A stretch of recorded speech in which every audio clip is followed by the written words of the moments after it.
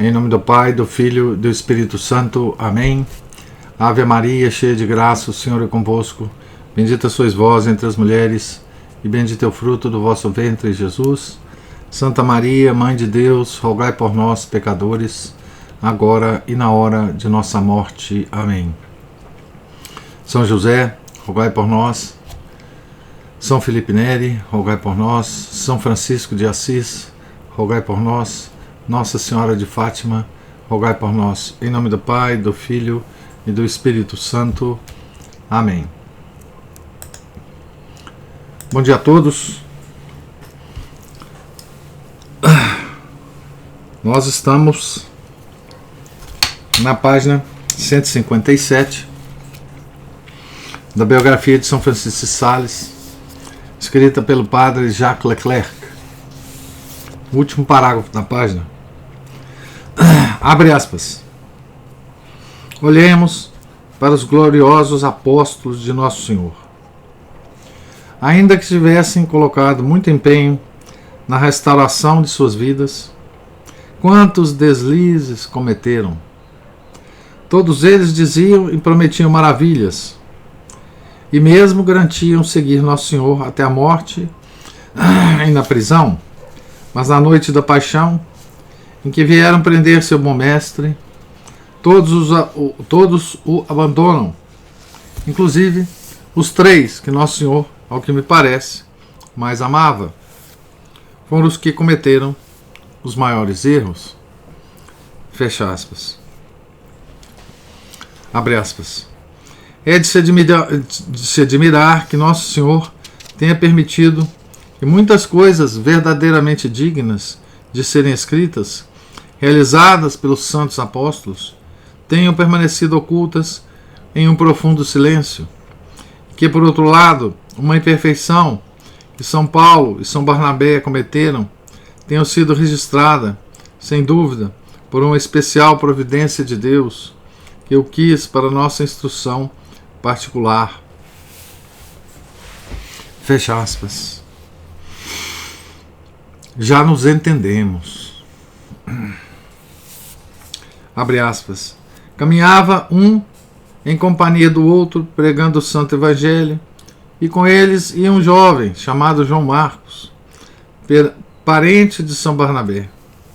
Começou então uma disputa entre os dois grandes apóstolos a respeito da permanência ou não do jovem junto deles. E tendo opiniões contrárias e não chegando a um acordo, separaram-se um do outro. Ora, sinceramente, devemos nos escandalizar quando vemos algum defeito entre nós, considerando que os apóstolos também os tiveram. Então aqui São Francisco de Sales lembra a briga entre São Paulo e São Barnabé sobre Marcos, evangelistas, né? Muito bem registrado nos Atos, né?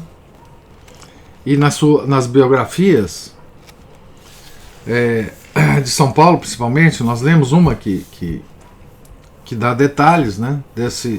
Dessa ocorrência, né?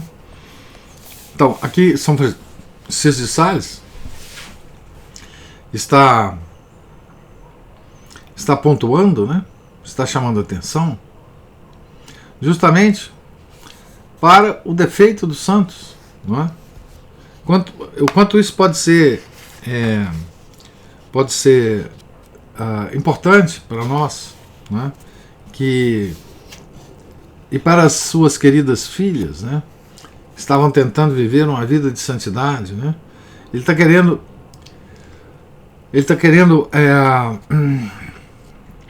dar uma ideia das proporcionalidades, né, das ocorrências na vida dos santos, né? Então fecha aspas aqui para o nosso santo, né? Não é verdade que São Pedro, muitos anos depois de ter sido confirmado em graça pela recepção do Espírito Santo, cometeu uma falta de tal dimensão, entre aspas essa expressão, que São Paulo, escrevendo aos Gálatas, disse que ele tinha resistido abertamente por sua atitude condenável Aqui continua ainda o santo, são palavras do santo. Fecha aspas agora. Então, esse aqui é aquele problema lá da chamada de atenção que São Paulo deu em São Pedro, né? Sobre os cristãos judaizantes, né? Ou judeus tentando influenciar São Pedro, né? São Francisco de Sales se ocupa da vida vivida na realidade dos santos, da qual falamos no começo dessas páginas. Gostava de mencionar como exemplo o que São Jerônimo conta de Santa Paula, cuja vida escreveu. Abre aspas. Sendo ela tão generosa ao desprender-se do mundo, abandonar a cidade de Roma e todas as suas comodidades, deixa-se depois de ter feito tantas coisas maravilhosas, vencer pela tentação de seu próprio juízo, insistindo na opinião de que estava em condições de praticar grandes penitências, não se submetendo às advertências dos que lhe aconselhavam abster-se. São Jerônimo fazia referência a essa sua atitude, confessando-a repreensível. Do mesmo modo, agiram muitos outros santos, que tinham em grande estima macerar o corpo para agradar a Deus, mas que se recusavam a obedecer ao médico e a tomar as providências necessárias para a conservação do seu corpo perecível e mortal. Embora fossem imperfeição, não deixavam por isso de ser grandes santos e agradáveis aos olhos de Deus. São Pacômio, tendo empreendido obras de ampliação do seu mosteiro, recebeu uma grande correção de um de seus religiosos, mas ficou tão ressentido com a correção que, apesar de santo, teve de se virar de costas para que, se não me engano, seu rosto não revelasse o seu ressentimento. São Pacômio, o grande monge do deserto, né?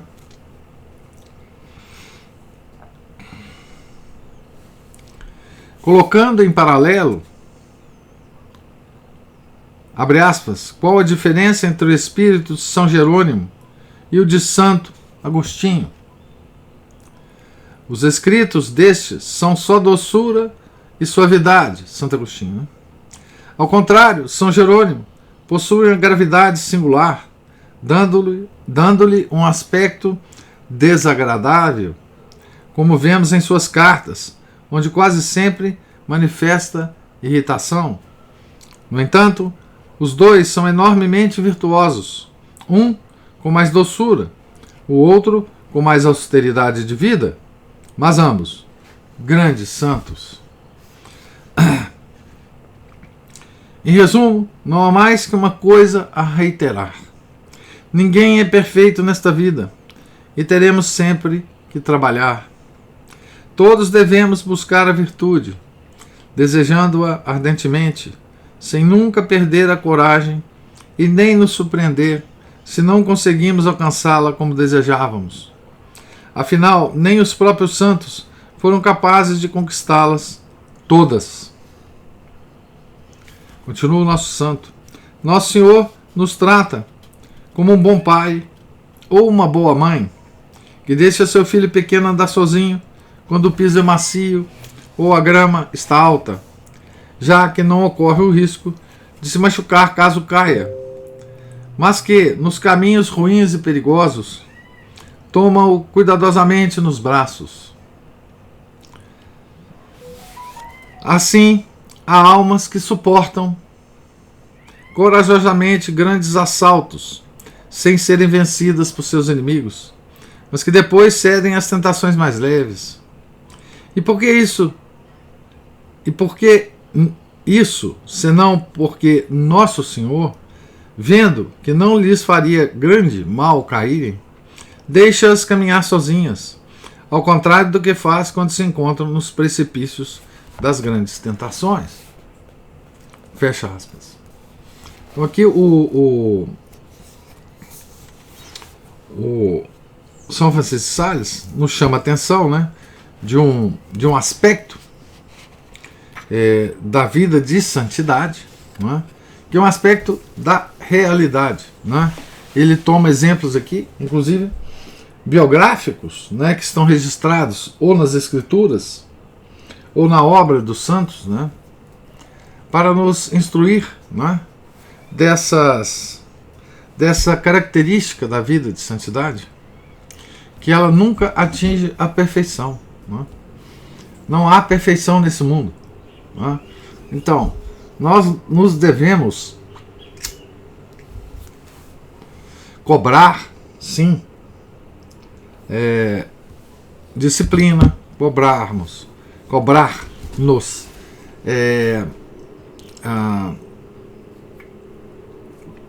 uma vida de oração, não é isso? Mas não nos preocuparmos tanto, não dar tanta importância, uma importância assim que nos acabrunhe tanto, né, com as quedas. Levantar e continuar o nosso caminho, né? Esses exemplos dos santos, né, das quedas dos santos, é para nos animar, né? É para nos animar, não para nos desencorajar, né? São Francisco de Sales cita, e que o autor também aborda com muita clareza, né, o padre Jacques Leclerc, né? Não tenhamos uma ideia falsa da santidade, né? É isso que São Francisco de Sales nos ensina, né? Então terminamos aqui o longo item 5 do nosso parágrafo aqui, né? Como as queridas filhas devem se unir a Deus pela parte superior da alma, né? E note, só lembrando, né, que nós estamos tentando, né, ou pelo menos o padre Jacques Leclerc está nos levando aqui a um caminho para tentar entender um grande desafio, né,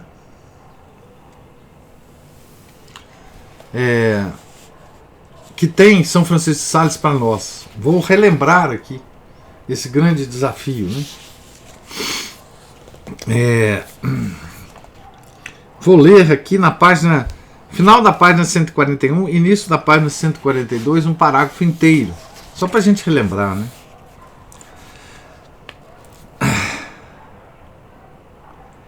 O parágrafo diz assim, o autor que está falando: eis o nosso espírito de brandura já bem definido, do nosso São Francisco de Sales, né?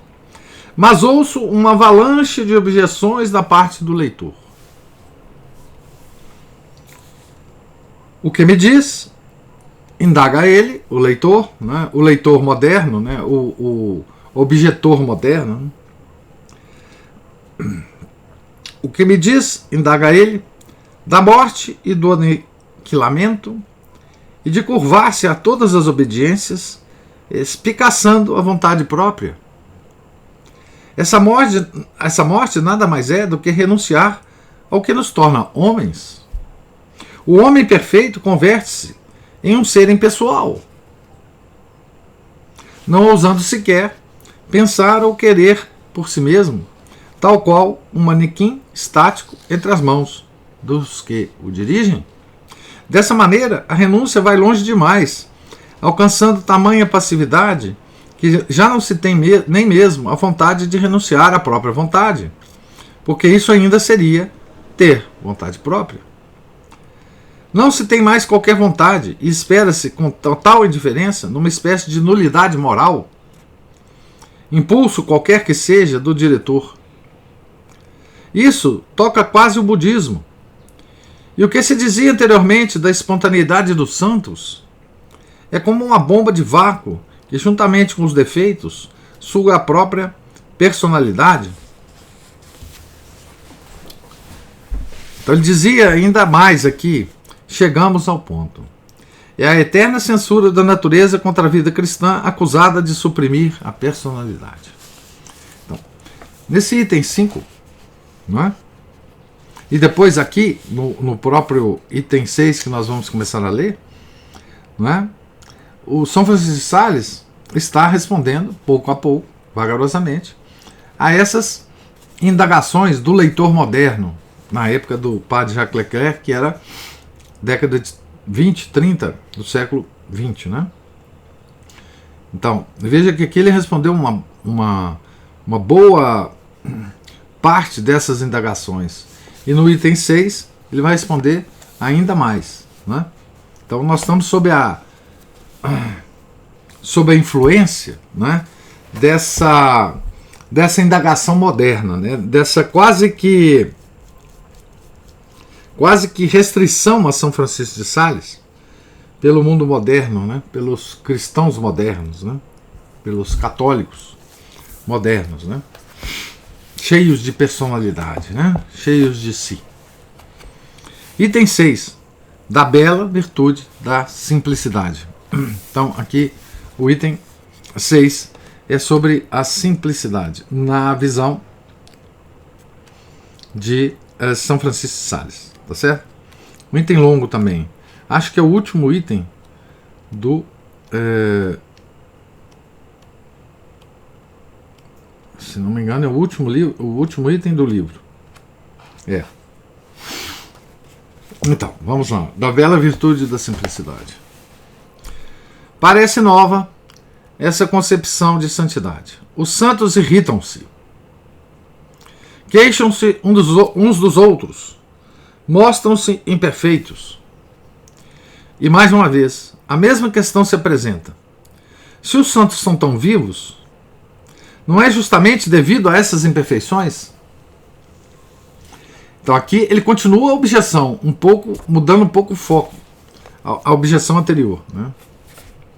Não são esses defeitos que os tornam vivos, né? Homens. A essência da santidade reside simplesmente no fato de cederem menos frequentemente às paixões? Seria possível esboçar uma escala de graus de santidade de acordo com a maior ou menor frequência de quedas? E se definiria o mínimo exigido para cada um deles, como se costuma calcular a pontuação nas competições? Nota 8 para os bem-aventurados, 9 para os santos. E assim teríamos uma medida muito prática para as canonizações, como um quadro com os diversos níveis de desprendimento das tendências naturais. Seria o triunfo do automatismo, mas de um automatismo falho, com toda a paixão eliminada, o que não é possível que aconteça. Na verdade, não teria a santidade algo de específico? Qualquer coisa que mude a natureza da vida e a natureza de todos os atos, que faça com que quem chegue a isso torne-se santo, mesmo com defeitos, e quem não chegue a isso não se torne, apesar de ter um grande domínio de si. Essa abordagem do padre Jacques Leclerc é extraordinária. Porque, afinal de contas, um Epicteto, né, ou um Calvino também puderam se desprender dos sentidos, mas nem por isso foram santos. Epicteto é um filósofo estoico, né? E Calvino a gente conhece, né? Dizem que Ário, né? Ário, o grande heresiarca,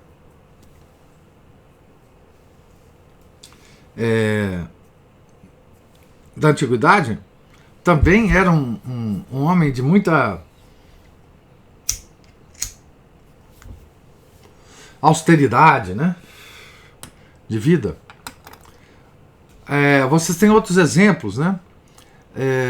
Quando nós lemos, não sei se vocês lembram, quando nós lemos a vida de São Domingos, nós vimos o seguinte, que os albigenses, os hereges albigenses, tinham uma vida austera.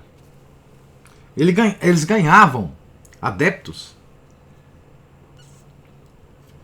justamente porque os cristãos daquela época, os católicos, né, daquela época, comparavam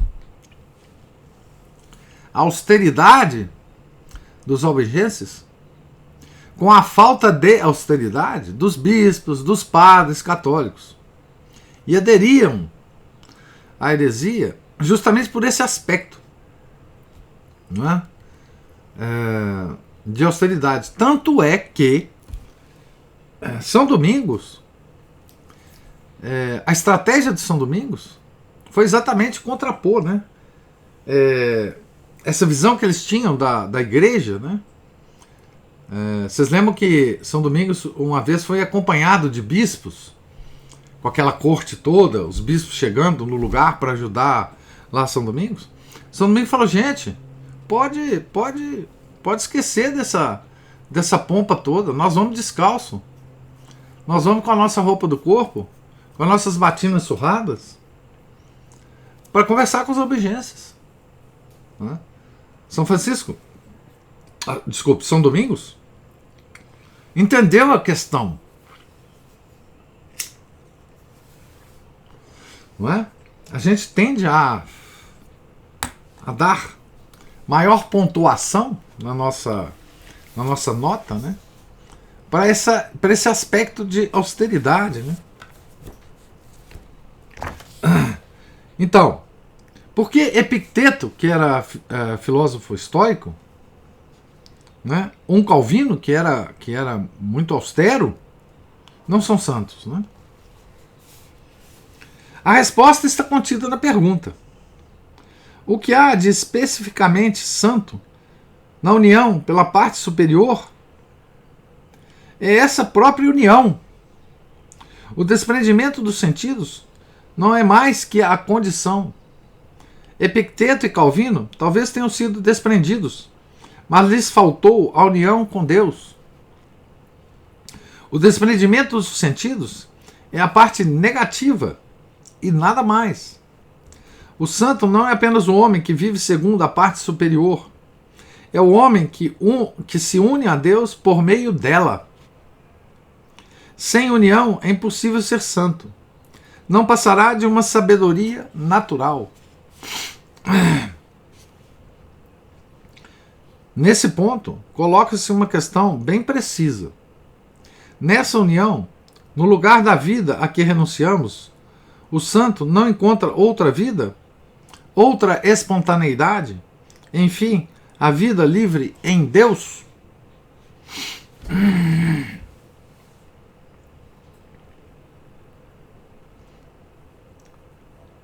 Compreendamos bem esse pensamento, que é o fundamento do cristianismo. O valor de nossos atos depende do quanto estão em relação a Deus. Jesus nos ensinou uma religião divina, a do amor entre Deus e os homens. O ato cristão e meritório é unicamente aquele que está em relação com o fim divino. O ato mau ou pecado é aquele que lhe contradiz. O que significa que o amor por si só é o que dá valor aos atos. Porque é por esse amor que o homem se une ao Criador. A caridade é para a igreja o que o sangue é para o organismo humano. Os batimentos do coração divino projetam-na sem cessar no mundo, vivificando-o, e sob seu impulso se estabelece uma nova escala de valores. A matéria do ato torna-se coisa secundária. É o amor que lhe dá o valor, e se as obras heróicas são frequentemente mais dignas de admiração, mais dignas é unicamente porque, habitualmente, sendo em si mais difíceis, denotam mais amor. Normalmente, abre aspas, Não agradamos a Deus pela grandeza dos nossos atos, mas pelo amor com que os realizamos. Portanto, uma irmã em sua cela, desempenhando uma pequena tarefa, talvez merecerá mais do que outra que realiza algo mais difícil, se esta o faz com amor, com menor amor. É o amor que confere a perfeição e o valor a nossas obras. Digo-vos mais, isso aqui é o nosso santo, né? Falando. Uma pessoa que sofresse um martírio por Deus com um pingo de amor mereceria muito, porque não é possível ofertar algo maior do que a própria vida.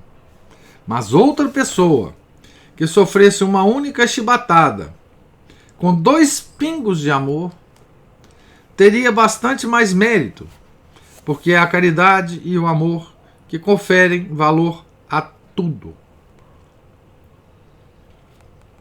Sabeis que a contemplação é melhor que a ação. Mas, se encontra maior união na vida ativa, esta será melhor. Se uma irmã, estando na cozinha, com a panela no fogo, tiver mais amor e caridade do que outra, o fogo material não lhe ocasionará nenhum prejuízo. Pelo contrário, fecha aspas, são palavras do santo, né? Voltando para o nosso autor, né? Assim, a alma perfeita é aquela cujos atos todos são de amor. Jesus é tudo para ela e ela tem os olhos fixos nele. Quando se volta para o mundo, é todavia por Jesus que procura. E não o encontrando no objeto que contempla, desvia o olhar.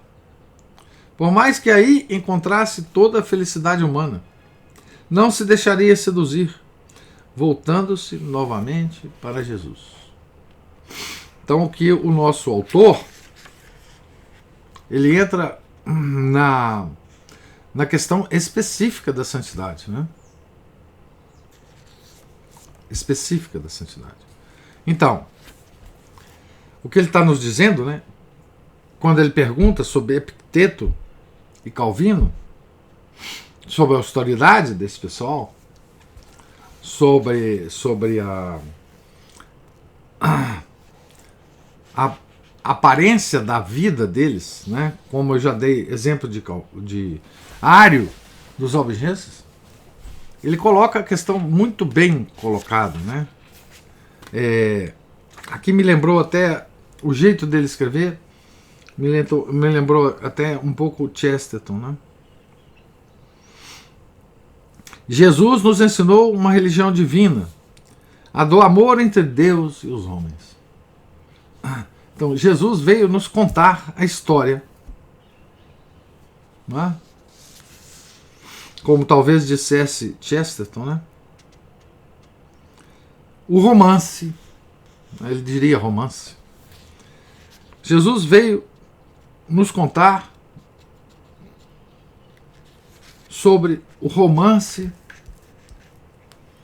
entre Deus e os homens. Essa foi a notícia que Nosso Senhor trouxe lá do céu para nós, né?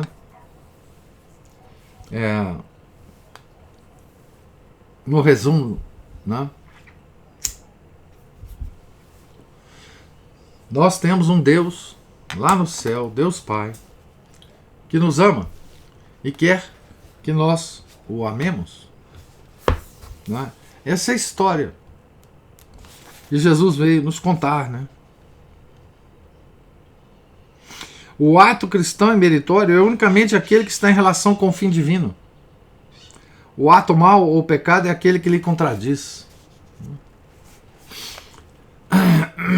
Aqui o nosso autor dizendo, né? E aqui o nosso santo nos dando um exemplo prático, né? De vida ativa e vida contemplativa, né? De novo a questão da Maria e da Marta, né? Então ele diz, a contemplação é melhor que a vida ativa, que a ação. Né? Mas dependendo da pessoa, ela pode atingir esse amor a Deus mais na vida ativa do que na vida contemplativa. Né? Dá o exemplo da freirinha lá na cozinha, fazendo comida. Né? E de uma outra em atitude contemplativa. Né? Tá certo? Então, continuando aqui com o nosso autor, né? Talvez mais um item aqui eu posso ler.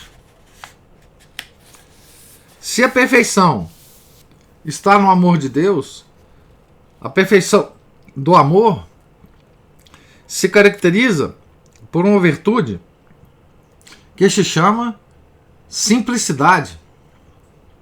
É uma virtude, abre aspas, inseparável da caridade, orientada diretamente a Deus, sem que jamais possa conter qualquer resquício de interesse próprio. Porque, do contrário, não seria mais simplicidade, já que não pode admitir qualquer duplicidade diante das criaturas, nem levá-las em consideração, pois só Deus lhe deve importar. Fecha aspas. Compreendamos esse pensamento. Abre aspas.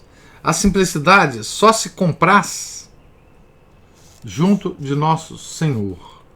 Fecha aspas. Ser simples é ser uno.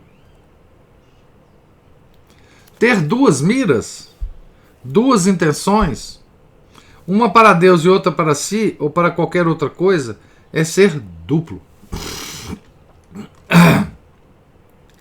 Abre aspas. A simplicidade tem um único fim. E nossa alma é simples quando não temos qualquer outra pretensão em tudo o que fazemos. Essa virtude é puramente cristã. Os pagãos, mesmo aqueles que melhor falaram de outras virtudes, não têm dela qualquer conhecimento, tampouco da humildade. Que o nosso santo falando, né? A respeito da magnanimidade, da liberalidade, da constância. Escreveram muito bem, mas da simplicidade e da humildade, absolutamente nada. Fecha aspas. Os pagãos não tiveram, nem poderiam ter mais que as virtudes humanas. Somente Jesus pôde revelar ao homem que é possível unir-se a Deus. Antes de Jesus e sem Jesus, Deus é inacessível. As virtudes essenciais cristãs são virtudes divinas. Então, sem Jesus, Deus é inacessível. O que é a nossa doutrina. Né? Nós só atingimos ao Deus Pai pelo seu Filho, né? Que se encarnou por nós. Ele havia, né? Eu sou o caminho, a verdade e a vida, né?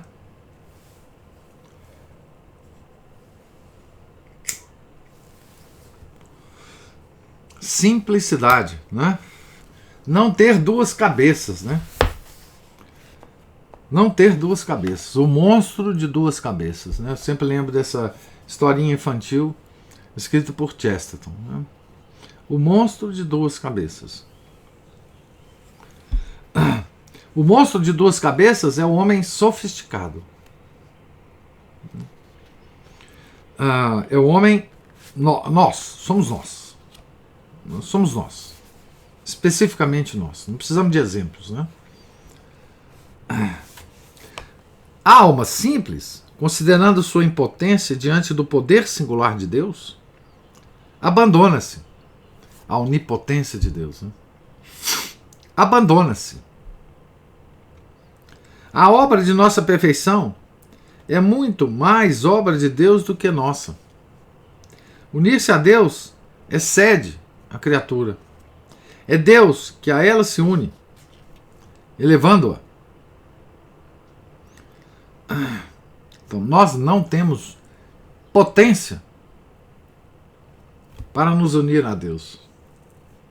Não está na nossa natureza. Aqui é o erro da novela teologia, mas nós não vamos entrar nisso.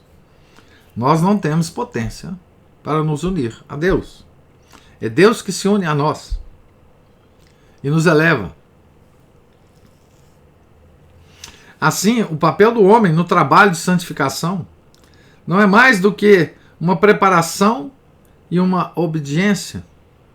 Consiste em ser dócil, estar atento, esperar que o Mestre lhe trace o caminho, ser fiel e seguir o impulso divino. Isso só o nosso autor está dizendo aqui, tá? São palavras dele. Só Deus pode diretamente fazer-nos santos. Só a voz divina pode conceder a luz à alma. E só a ação divina pode dar-lhe a força necessária. Abre aspas. Se não é Deus que constrói a casa, em vão trabalham os operários. Se não é Deus que guarda a cidade, em vão vigiam as sentinelas.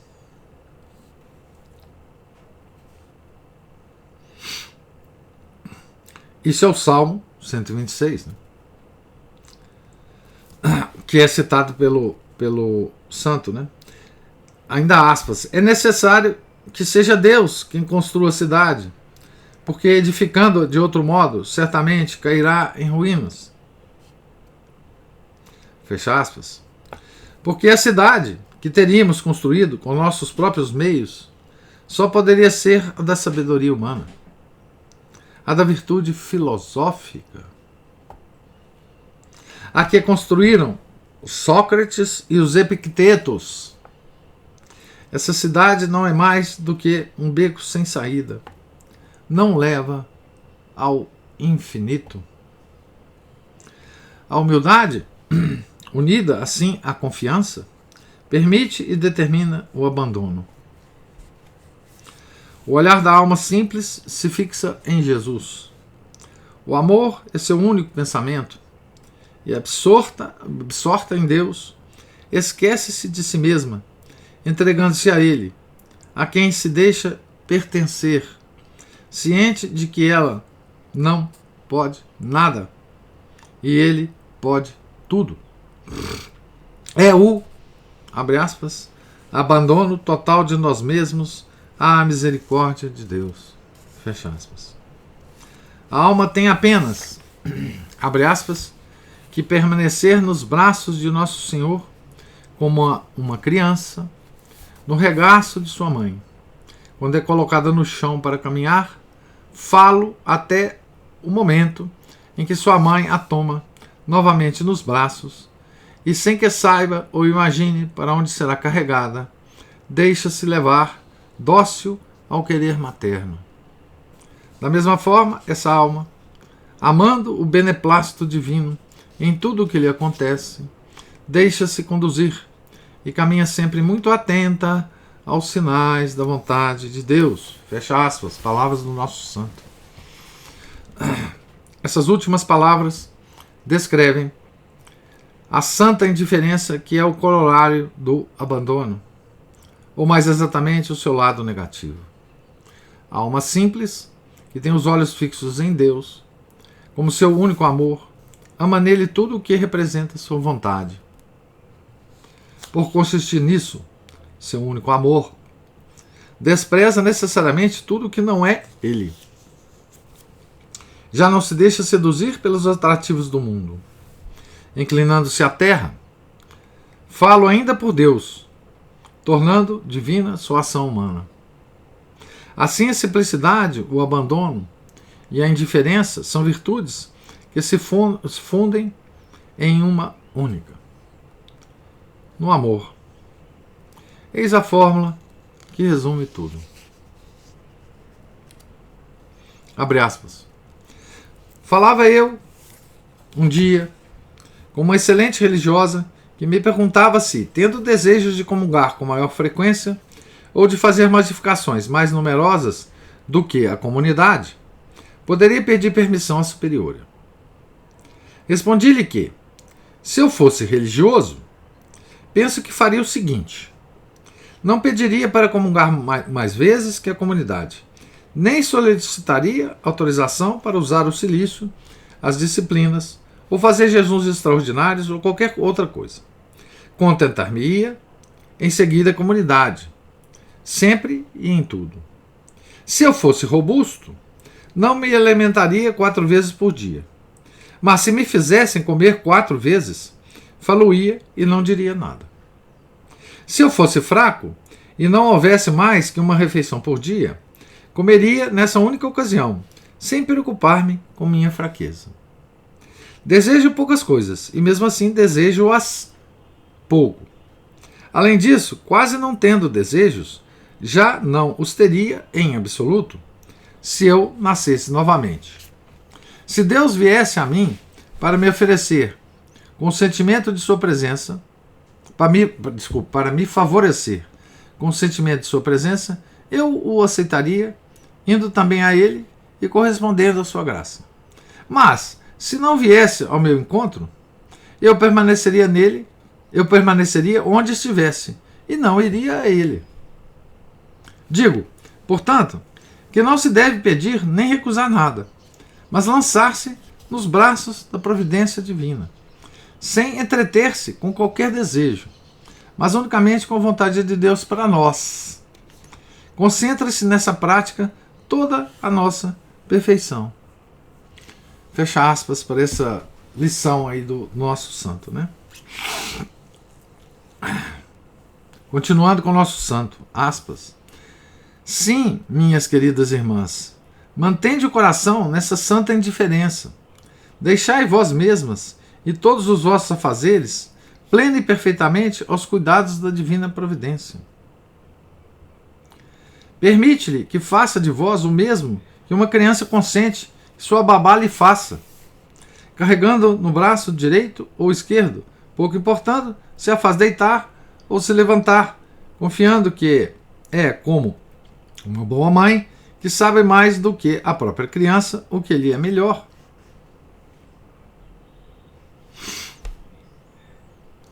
Mil vezes feliz é a alma abandonada, ainda as palavras do santo, porque goza nessa vida de uma tranquilidade e de uma paz incomparáveis.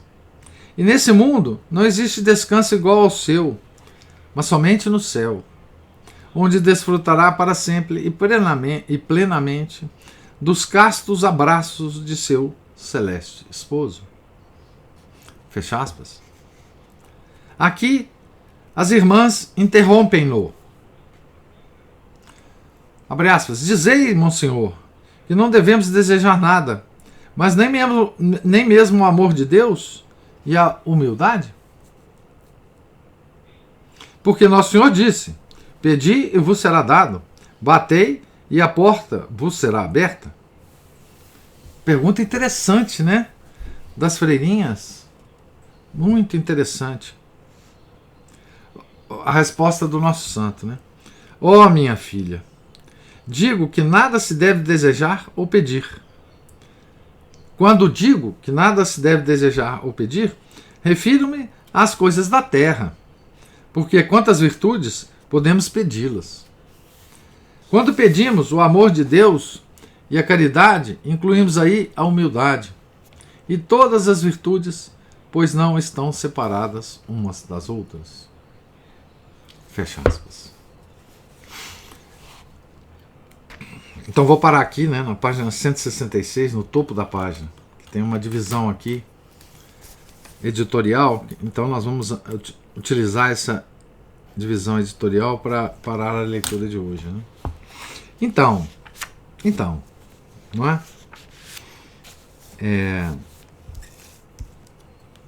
O nosso autor, usando as conferências espirituais, né, está tentando nos dizer, ou nos responder, né, qual que é a essência da santidade. Não é? Primeiro ele nos propõe aquelas notas aos santos, né? Classificar os santos numericamente, né, quem é mais santo, quem é menos santo, né? E depois ele mergulha, né, na verdadeira característica da santidade, né, que é a simplicidade, que é a unicidade do nosso ser, né? Depois ele chama atenção para nós, é uma coisa que a gente não deve esquecer, né? Que nós não conseguimos nos elevar a Deus. Nós não temos na nossa natureza humana essa potência. Tá? É Deus que se inclina a nós, que desce até nós, para nos elevar. É a doutrina da graça. Né? A graça faz isso com a gente. Aperfeiçoa a nossa natureza. Né? Então, o que nós devemos estar preparados é para essa visita, né, de Deus. A nossa vida toda tem que nos preparar a cada momento dela, né, para essa inclinação de Deus. Né? E Deus está se inclinando a nós em todos os momentos da nossa vida. E se temos simplicidade, unicidade do ser, se sabemos nos abandonar a essas visitas, né, de Deus em nossa vida, que ocorre com todas as pessoas, nós conseguiremos, né, nós conseguiremos ser elevados por Deus. Nós temos que permitir que Deus nos pegue, como uma mãe pega o filho no chão, né, e nos carregue. Essa é a grande metáfora aqui, né? Que nós devemos permitir, né, que Deus faça isso conosco, né? Pegue a gente como a mãe pega um filho, nos leve para os lugares, né, que a mãe resolve nos levar, né? Sem nos preocupar. Né? O menino, né? Quando ele está fazendo alguma coisa, a mãe pega ele no colo e leva ele para outro lugar, ele não fica preocupado do lugar que ele foi tirado, enfim, né? Ele segue o zelo da mãe, né, por ele. Então essa é a grande metáfora aqui, né?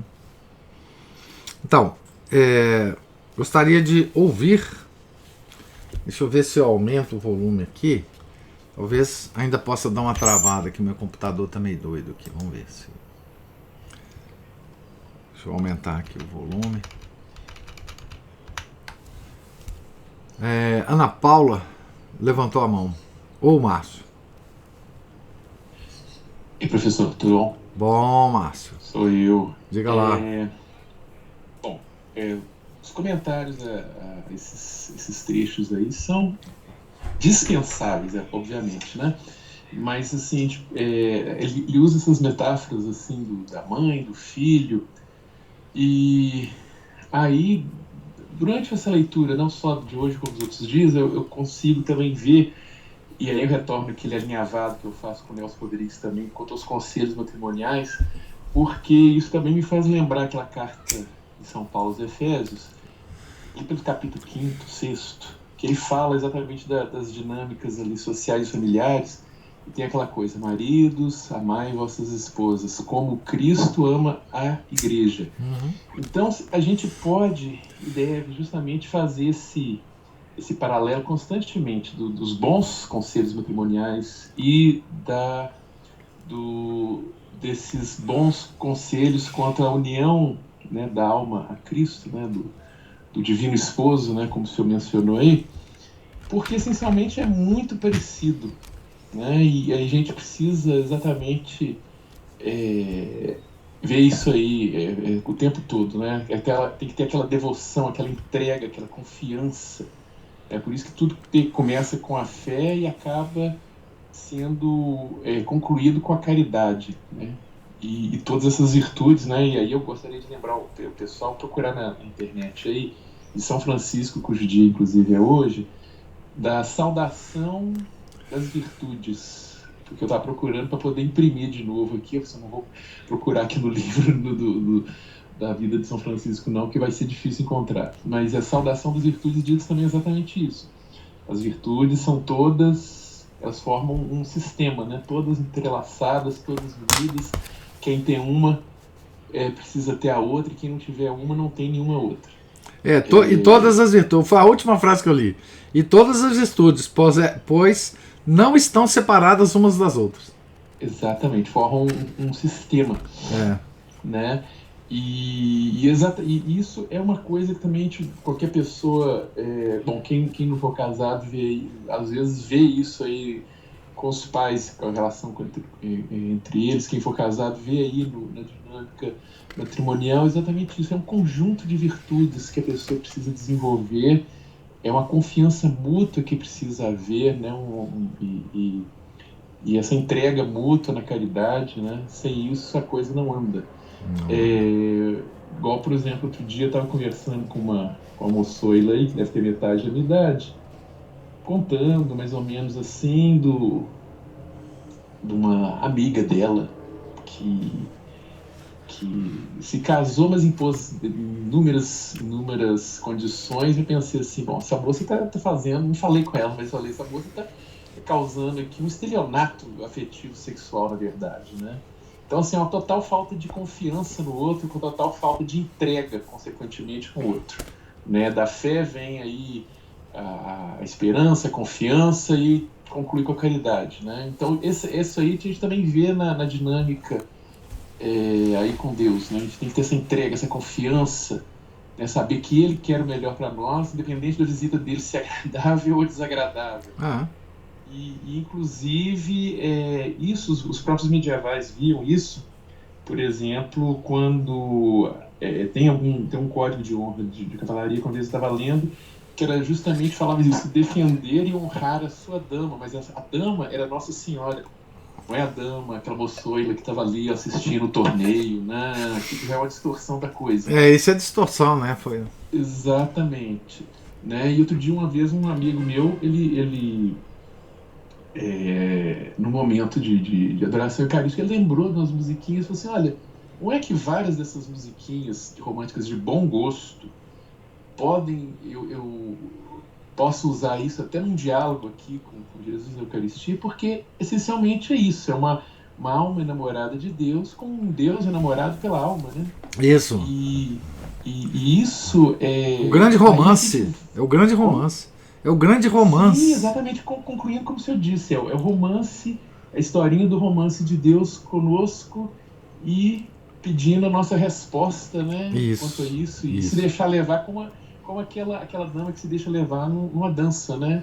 O rapaz chama, vê a pessoa, antes ele tem que ver a pessoa graciosa com quem ele se interessa ali, né?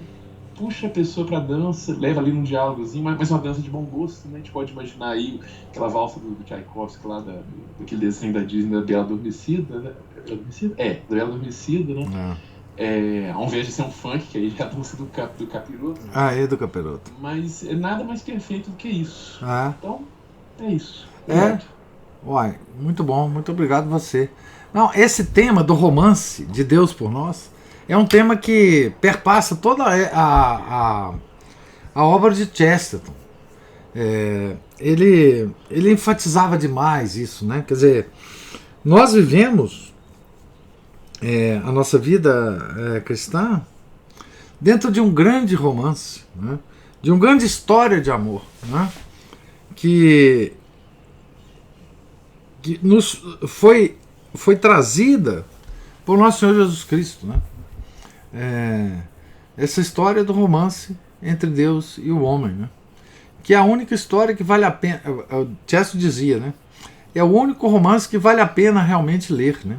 Todos os outros romances são uma pálida referência a esse grande romance, né? Você falou a questão da dama da Idade Média, né? A questão da Nossa Senhora na Idade Média foi pouco a pouco, né, se degenerando, né, através daqueles trovadores que saíram da Idade Média e entraram na Renascença, né? Aí foi uma degeneração desse romance, né, que nós normalmente não temos mais a referência disso, né? Porque aí se descambou entre o romance entre um homem e uma mulher, e começou inclusive romances,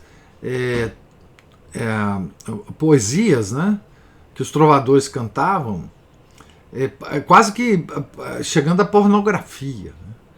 Então, essa ideia do romance entre Deus e o homem é uma coisa extraordinária, né? É uma história de amor, né? Uma história de amor. Quando a gente fala isso hoje, claro, a gente já não entende mais isso, né? Mas é uma história de amor, né? E o matrimônio, do ponto de vista humano, é a coisa mais elevada que nós temos de representação, né? Natural dessa grande história de amor entre Deus e o homem, né? Por isso que a igreja sempre enfatizou isso, né? Que a igreja é a esposa de Cristo, né? Existe ali uma história de amor entre Nosso Senhor e a igreja, né? Nos moldes do matrimônio, né? Nos moldes do matrimônio, né?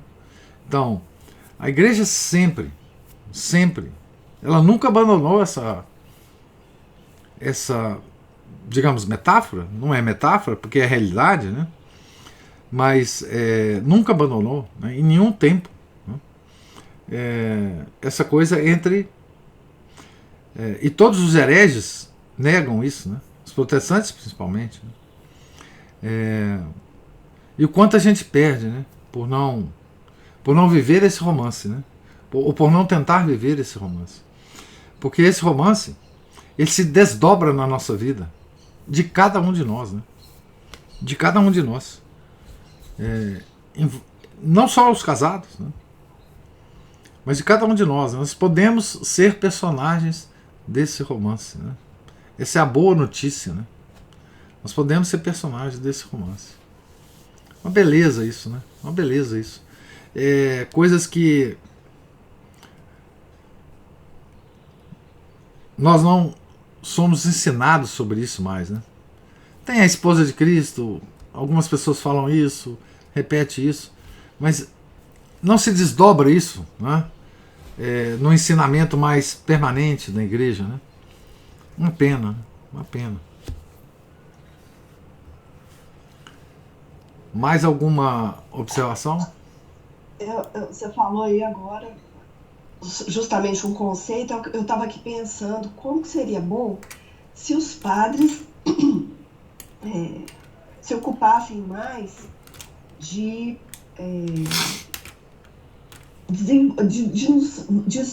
explicar, né, os conceitos, porque com todo esse relativismo agora, isso ficou tão confuso que, por exemplo, eu fiquei muito tempo sem entender por que naquela carta de São Paulo aos Coríntios se fala, se não tiver caridade, né, nada... Não adianta mais nada. Eu não entendi, por que caridade? Como assim caridade? Eu tenho que ajudar o próximo? Eu confundia com filantropia.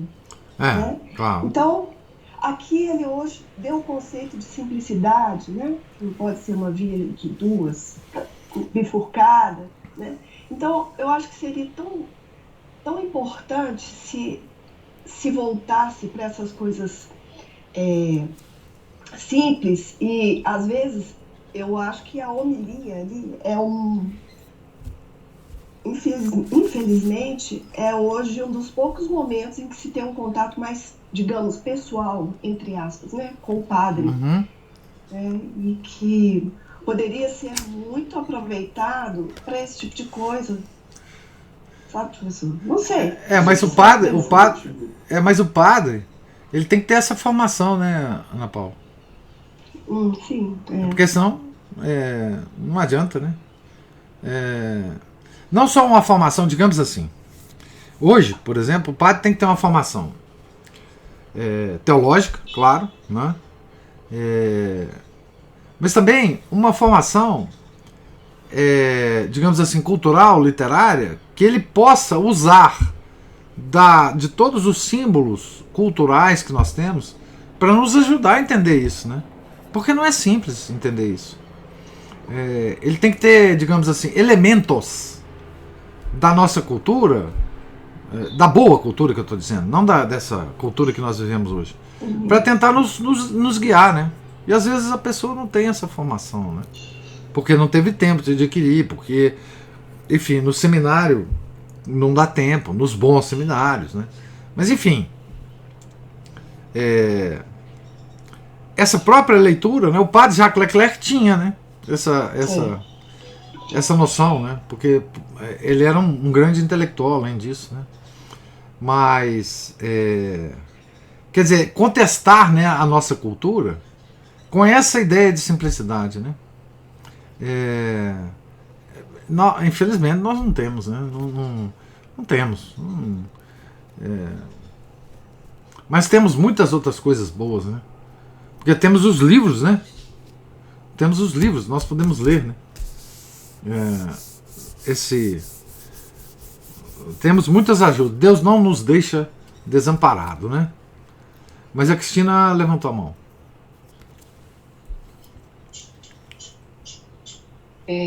Sobre essa orientação dos padres, eu vejo, isso eu estou falando do que eu vejo na internet.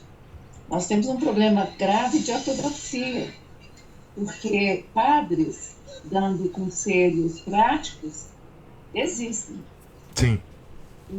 Só que até as palavras que eles usam são palavras que o substrato delas não são necessariamente essa sensibilidade que a gente está vendo, né, nos ensinamentos de São Francisco de Sales. Eles já partem de um princípio dos conceitos modernos, de todo esse lixo de pensamento que esses teólogos e filósofos encheram aí a modernidade, né? Os padres já partem de um degrau alto de extrema sensibilidade, relativismo. Então a gente tem esse problema de ortodoxia muito sério, né? Os trejeitos deles, isso eu falo de padre que tem coragem, né, de dar curso na internet, e não estou falando para Paulo Ricardo de forma nenhuma, porque eu gosto muito dos...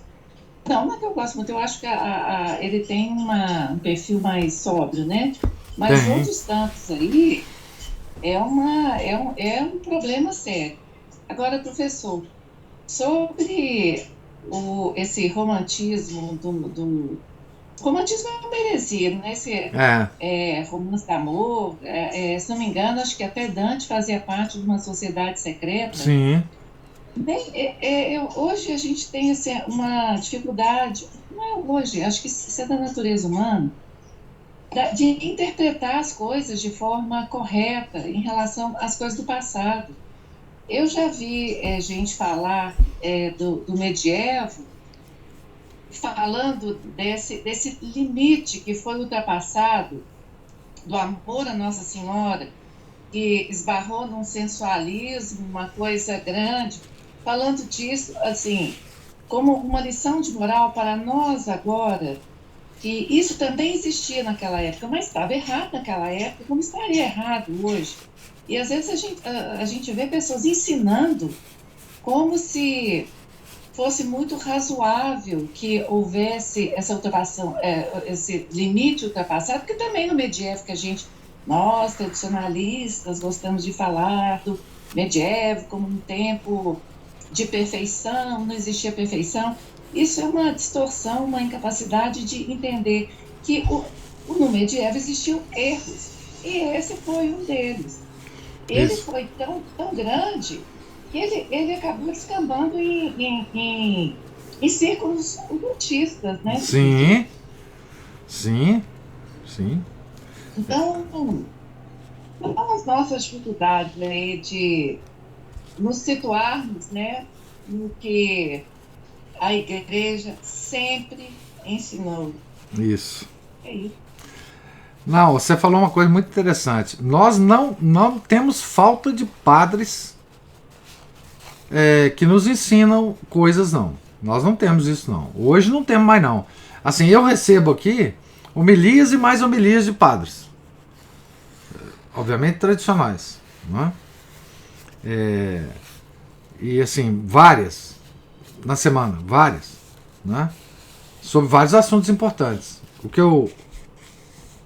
Então, assim, nós não podemos reclamar de que padres não estejam falando. Eles estão. Né? Muitas vezes, coisas muito boas, a maior parte das vezes, pelo menos os padres tradicionais, coisas muito boas. Muito boas. Talvez o que a gente ressinta, o que a Ana Paula colocou aí, é que esse guiamento, digamos assim, prático, da nossa vida de oração, da nossa vida normal, da nossa vida social, é que falta, talvez, né, que a gente se ressinta, né? Essa coisa Bom, também a gente não pode exigir que os padres falem como São Francisco de Sales, né? Essa coisa do exemplo prático, essa coisa de esmiuçar, né? O que é a virtude cristã, né? O que é... Qual que é o aspecto prático da caridade, né? Qual que é o aspecto prático da simplicidade, como a gente está vendo aqui, né? Isso talvez falte, né? Mas graças a Deus nós temos fontes, né? Hoje literárias e geográficas em português, né?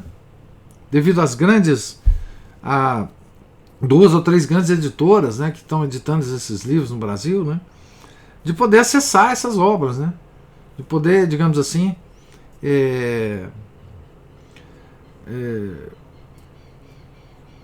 ter esse ensinamento, mesmo que não venha diretamente a nós de algum contemporâneo nosso, né. Então, assim, graças a Deus a gente tem isso hoje, né, e podemos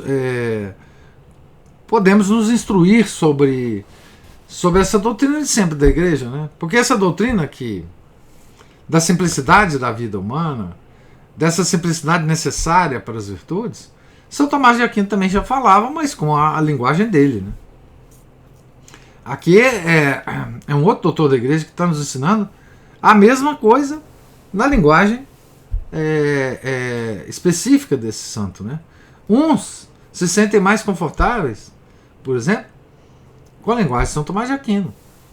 Outros, mais burrinhos, assim como a gente, é mais confortável essa linguagem de São Francisco de Sales, né? Enfim. Mas é isso, nós vivemos esse momento mesmo, né? Eu falei da homilia porque o brasileiro não gosta de ler, né? Então, assim... Tem que falar na cabeça dele. Ler... Pois é. Então, assim... E outro dia o senhor falou uma coisa que eu nem sabia, assim, de padres que orientam as pessoas a saírem das redes sociais. Mas muitos? Até de YouTube. Eu não imaginava isso, né? Então, assim...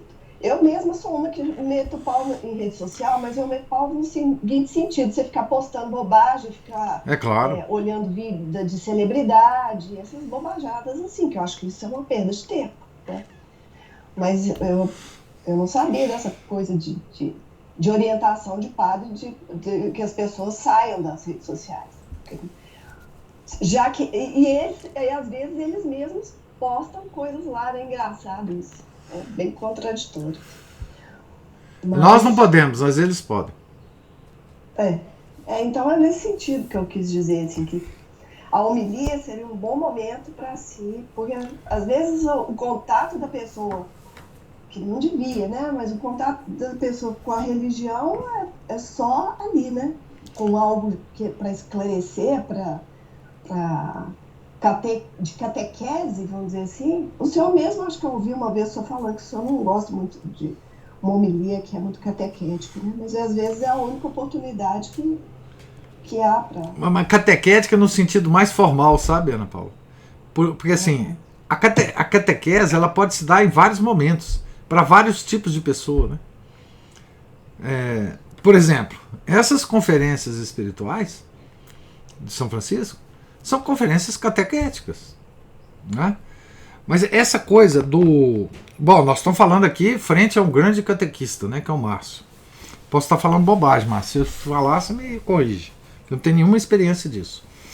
Mas quando a gente lê as catequeses dos grandes santos, a gente vê que é algo diferente, né? Eu digo assim, por exemplo, se a gente lê as homilias, por exemplo, de São João Crisóstomo, é uma coisa muito mais humana, muito mais preocupada com aquela pessoa que estava ouvindo a homilia e estava naquela época com aquele setup mental, e ele estava falando para aquela pessoa a doutrina cristã, a doutrina de sempre, com as palavras que a pessoa entenderia. Não adianta ficar repetindo fórmulas fixas da nossa religião, né? Não adianta ficar, por exemplo, pegando fórmulas muito resumidas e muito claras, mas muito resumidas, dos nossos dogmas. Então, assim, por exemplo, fora da igreja não há salvação. A gente pode repetir isso na cabeça de todo mundo. Mas se a gente não debulhar isso, se a gente não colocar isso na vida da pessoa cotidiana, a coisa se perde. É isso que eu estou dizendo, assim. A capacidade de fazer uma homilia, bom, não sei se vocês sabem, né? A igreja sempre, tradicionalmente, ensina, ou ensinou, eu não sei, hoje eu acho que praticamente não existe isso mais nos seminários, mas tinha uma disciplina que perpassava toda a formação do padre, a partir de um certo momento, que chamava homilética. A homilética era exatamente o ensino que a igreja tinha para os padres de como fazer uma homilia, né? Pega, por exemplo, em português, né, gerado em português, né? Pega, por exemplo, os sermões do padre Antônio Vieira. Bom, aquilo é catequese, aquilo é o suprassumo da doutrina cristã ensinada, repetida, debulhada para os homens da época do padre Antônio Vieira, né? Então, ler aquilo, claro que a gente não está, né, cobrando que os padres tenham a mesma capacidade, né,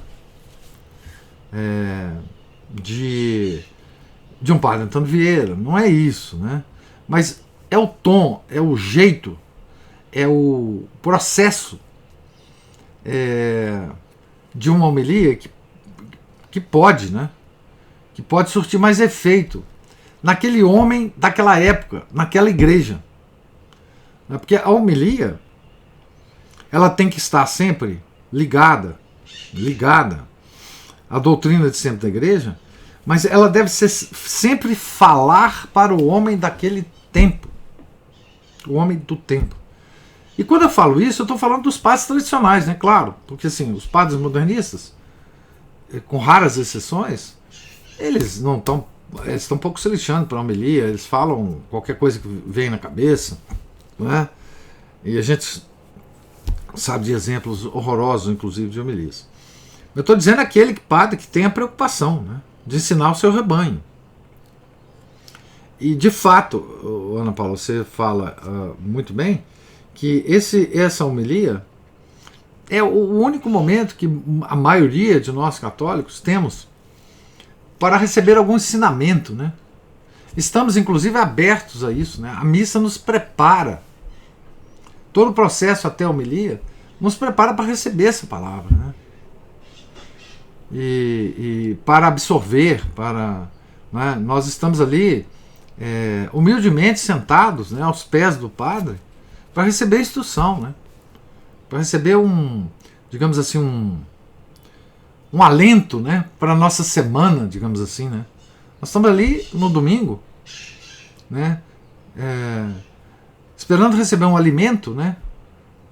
Intelectual, porque o outro alimento verdadeiro nós vamos receber na comunhão, mas um alento espiritual para nos levar até a próxima homilia, né? Mas enfim, porque a catequese formal ela não é feita na homilia. A catequese tem um espaço para fazer específico, fora da missa. Missa não é catequese, né? E, aliás, é muito, muito comum essa confusão, né? Mas assim, a homilia não, a homilia é aquele alimento que se recebe, né? É assim pelo menos que eu vejo. Se eu estiver errado, Márcio, você pode me corrigir.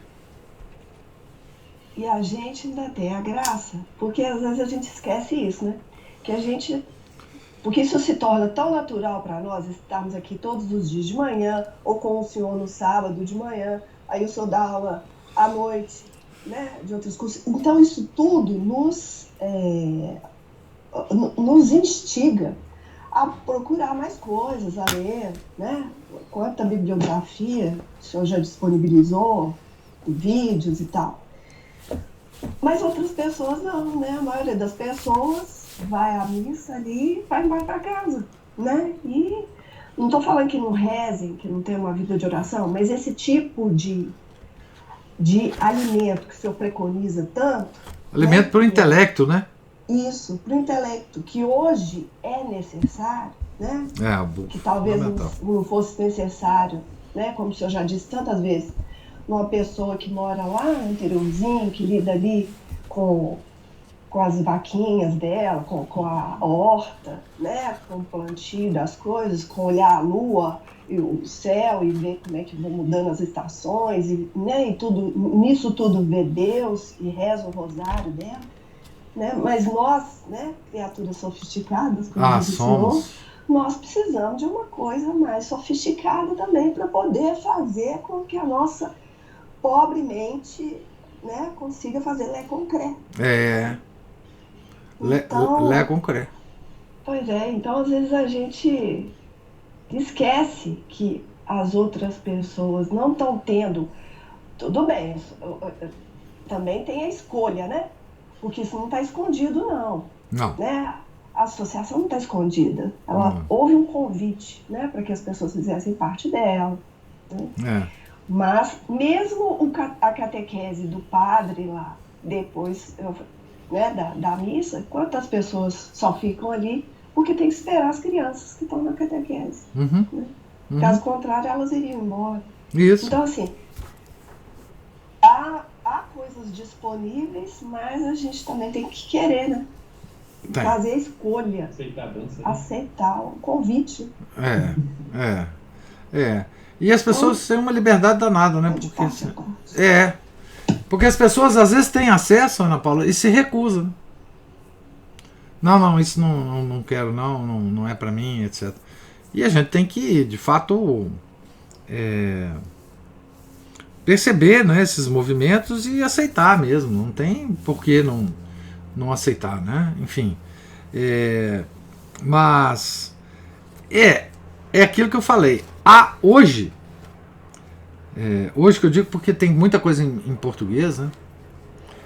Há hoje um manancial enorme de material que pode ser usado para dar essa formação, né? De formas diferentes, né?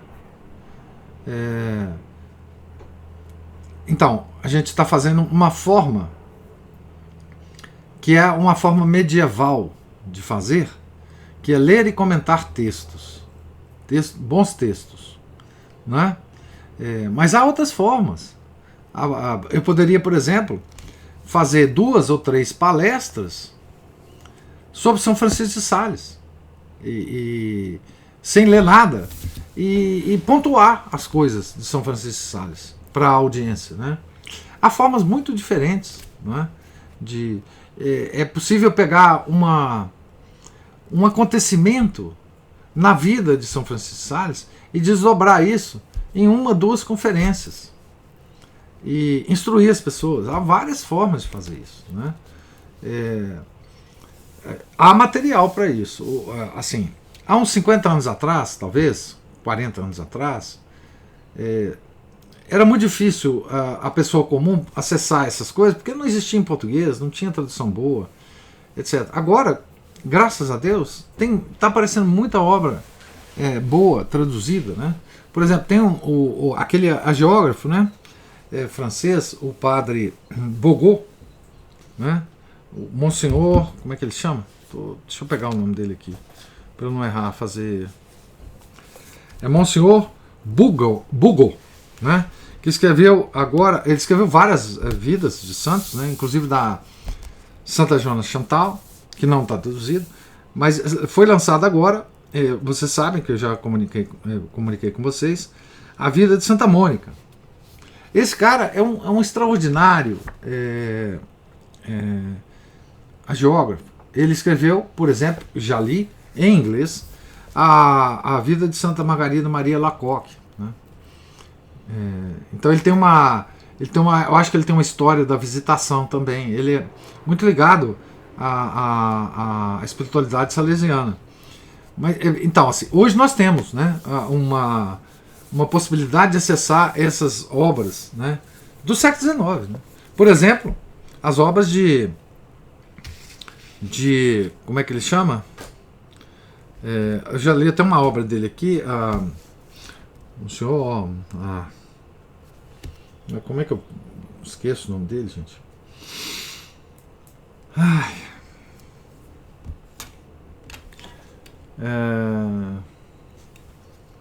Eu li uma obra dele esse ano, gente, da ciência e da fé. Como é que ele chama? Ana Paula, me ajuda aí. Dessegui. Isso. Então, ele tem 80, 100 livros, pequenos livros de instrução, extraordinários, né? Que nós estamos tendo cada vez mais acesso a eles agora, em tradução para o português. Então, assim, dá trabalho? Dá. Né? Dá muito trabalho. Porque tem que ler, tem que, enfim, tem que ter uma capacidade de leitura, tem que ter uma capacidade de interpretação da leitura e tal, essas coisas todas, né?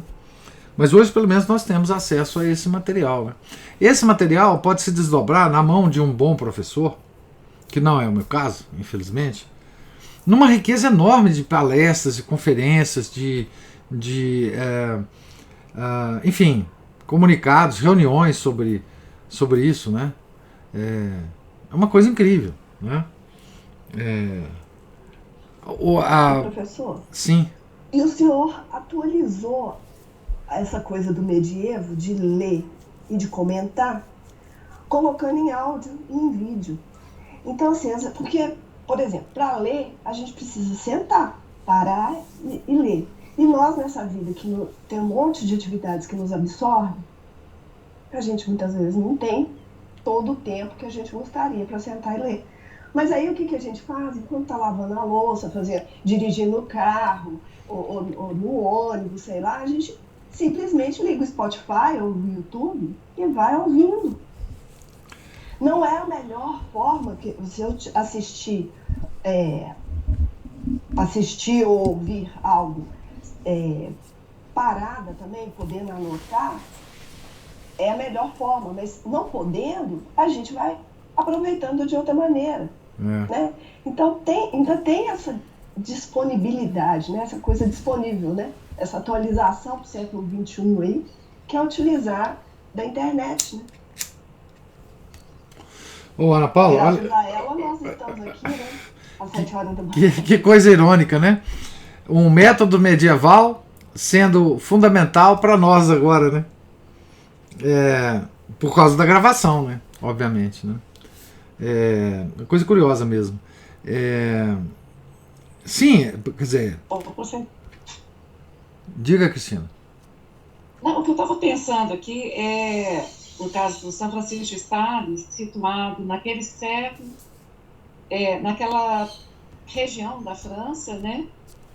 O tempo que levou para que os ensinamentos dele chegassem a populações mais extensas, né? E enquanto isso, os outros católicos do resto da Europa, marcadamente católica, né? contava com os padres locais, né? Isso. Com entendimento dos padres locais, e aí a gente viu aí nessa leitura que algumas orientações não ajudavam, por exemplo, né? O diretor espiritual de Santa Chantal, um deles quase arruinou a vida dela e tal. Sim. Então, é isso, é o que eu estava pensando, assim, que a gente tem os meios que vão surgindo, cada tempo, hoje é uma avalanche de problemas de informação, não é? Uma avalanche, o senhor usou uma expressão ontem que eu adorei, ideias soltas. Nós somos uma colcha de retalho de ideias soltas, não é? Mas, ao mesmo tempo, a gente conta com as redes sociais para fazer uma seleção, não é as redes sociais, mas conta com a tecnologia para fazer uma seleção e se engajar adequadamente na nossa busca sincera, né? Isso. Mesmo nas redes sociais, quando você está procurando, não esqueça que Deus está te orientando. Né? É bom não esquecer disso. Né?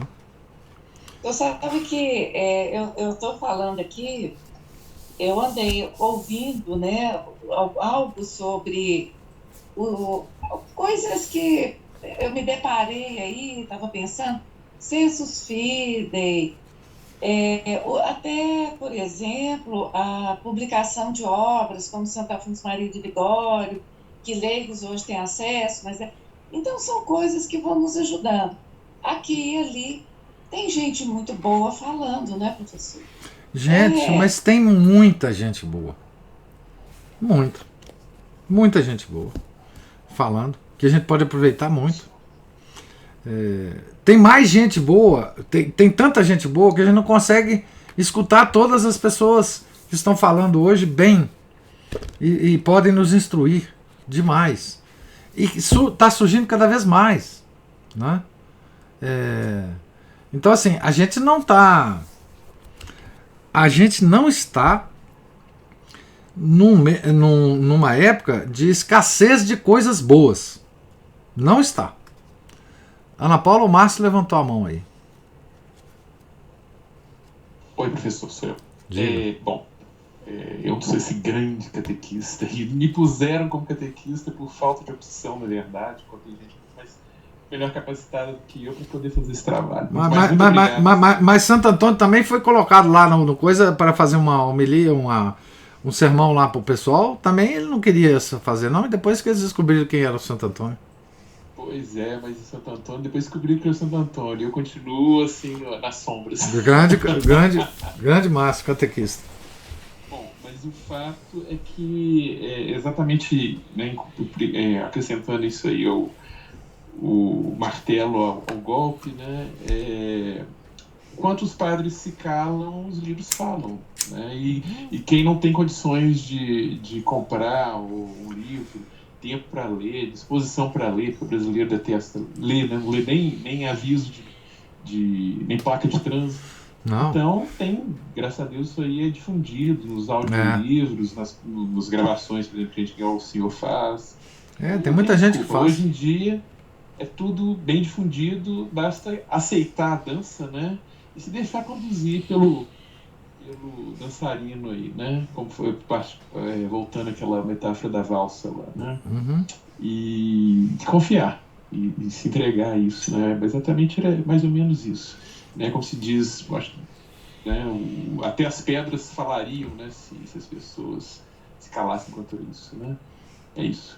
Não, é isso mesmo. Eu acho que